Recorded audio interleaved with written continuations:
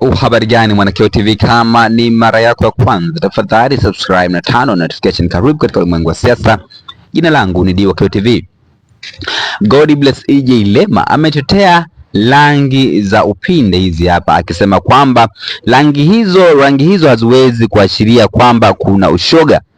Na CPCT yani kanisa la Pentekoste katika mkoa wa Tabora liliandaa mkutano wa kiinjili, ambapo katika kuandaa mkutano wa kiinjili iliweza kugawa vipeperushi shuleni pamoja na mipira ambayo ilikuwa na alama ya mkono ambayo ina rangi tofauti tofauti ambazo zipo kwenye upinde.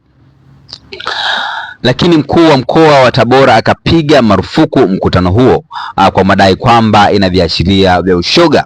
Godbless EJ Lema naye hajataka kupoa, amekuja na mtazamo wake kuhusu swala hilo la usitishwaji wa mkutano. Nanukuu maneno ya Godbless EJ Lema, anasema huu ni upotoshaji, hakuna ushahidi wa moja kwa moja rangi hizo zinaashiria LGBTQ.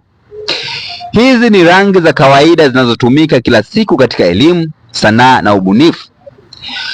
Kuzihusisha moja kwa moja na ajenda fulani bila msingi ni uoga usio na sababu na tafsiri haraka isiyokuwa na uthibitisho.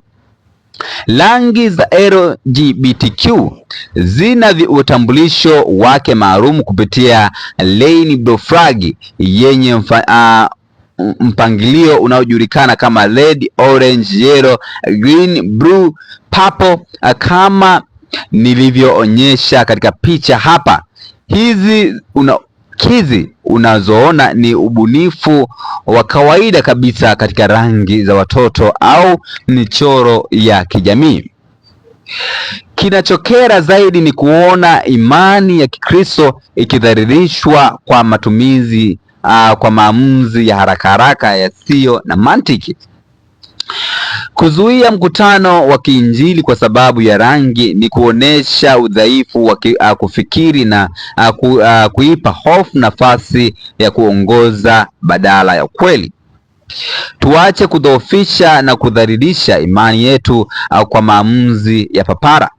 Imani ya Ukristo haihitaji kulindwa kwa hofu wala kwa kuchanganya mambo yasiyo na uhusiano. Inahitaji kusimamiwa kwa ukweli, ujasiri na hekima.